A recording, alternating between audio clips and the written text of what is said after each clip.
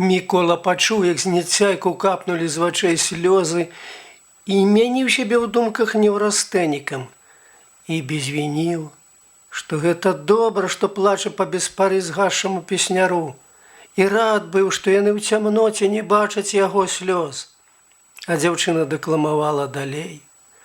Бо нельга не плакаць, як блізкі з чужыны аб бедных ратаях гавора, бо нельга не плакаць аб роднай краіне, дзе здзекі, пакута і гора. Паэта душа супакою не знала, бо думкі да высі імчались да пушчы, да рэчнага вала. І граў ён, а струны ўсё рвались, бо спеваў магутныя клікі замоцны былі, завялікі. Са струнамі ліры і струны душы парвались. Далёка ад роднай мяжы пайшоў наш паэт той адвечнай дарогай, што ідзець аж да самага Бога, бо полымя сэрца паліла, не грэла, у тым полымі сэрца згарэла. І не скончыўшы верша, звычайна жыццярадасная дзяўчына ўся апусцілася да іх, засмучоных, маўклівых. Маўчаць, подаўга маўчаць. Адкуль вы, Іраіда Аўгенаўна, дасталі гэты верш? Пытаецца вучыцель. Няхай кажа сябра Сухавей, бо я змарылася, адказвае яна. Я хачу маўчаць і слухаць. Сказаць вам, дзядзька, адкуль гэты верш, значыцца распачаць гутарку аб усіх справах, пачаў хлапец. Але я ўважаю, што нас ніхто тут не падслухае, дык казаць можна смела. Дык во ж, бачыце, адзін наш вучань прыйшоў з Менска, з-за дэмаркацыйнай лініі і прынёс крыху літаратуры. І хлопец каротка пераказаў усе навіны. А глаўнае, дык во што, дадаў ён у канцы. На ваше імя вучань наш прынёс пісьмо з Вільні ад нейкага надта багатага пана для перадачы яго сыну, нейкаму быўшаму прапаршчыку Абдзіраловічу.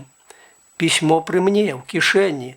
Аддам, як прыйдзем да вас, бо тут усё роўна цёмна.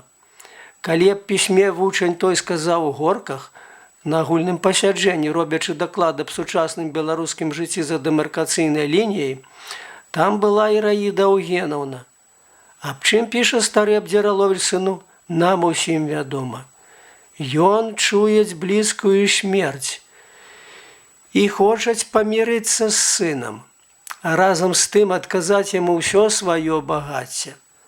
Даведаўшыся аб усім гэтым, Іраіда Аўгенаўна зробіла заяву, што яна калісьці раней была блізка знаёма з Абдзіраловічамі і што ёй не імецца веры, каб той прапаршчык Абдзіраловіч адгукнуўся на запрашанне бацькі.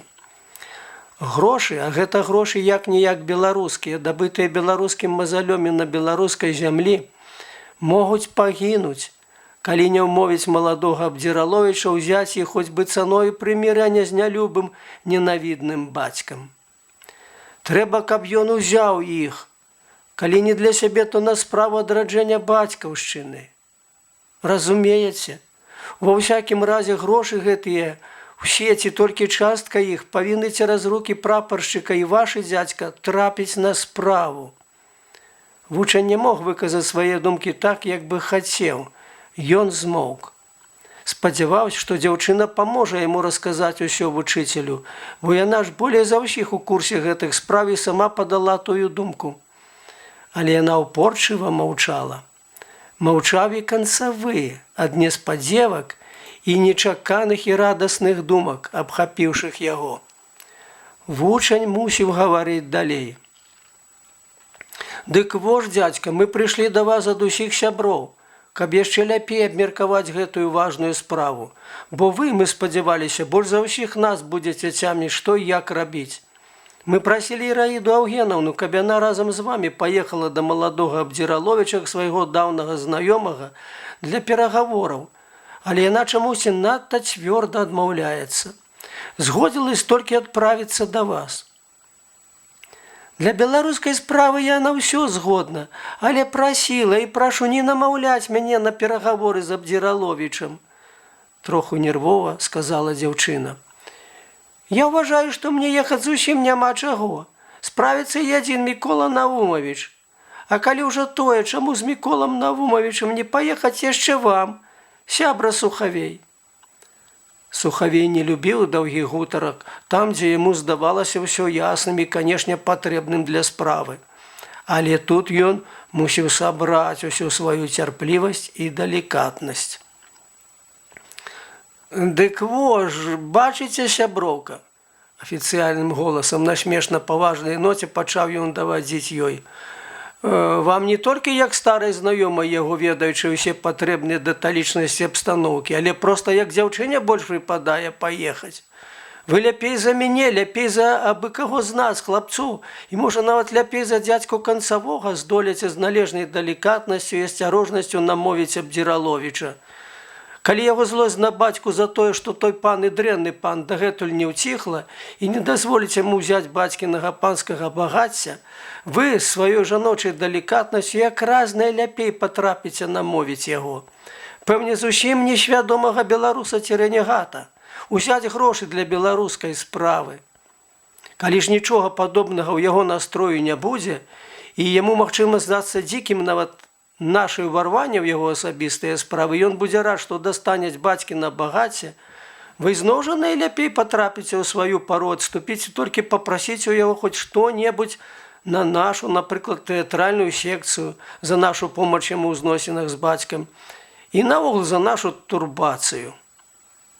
«Я не магу паехаць і не паеду», цвёрда адказала дзяўчына. Канцавы толькі слухаў і нешта думаў. Ноч цямнела і быццам траціла сваю душную мляўкасць. За раніцы пыхалі рэдка, а часцей трапятались лісцікі на соннай грушцы. Трэба было ісці ў хату.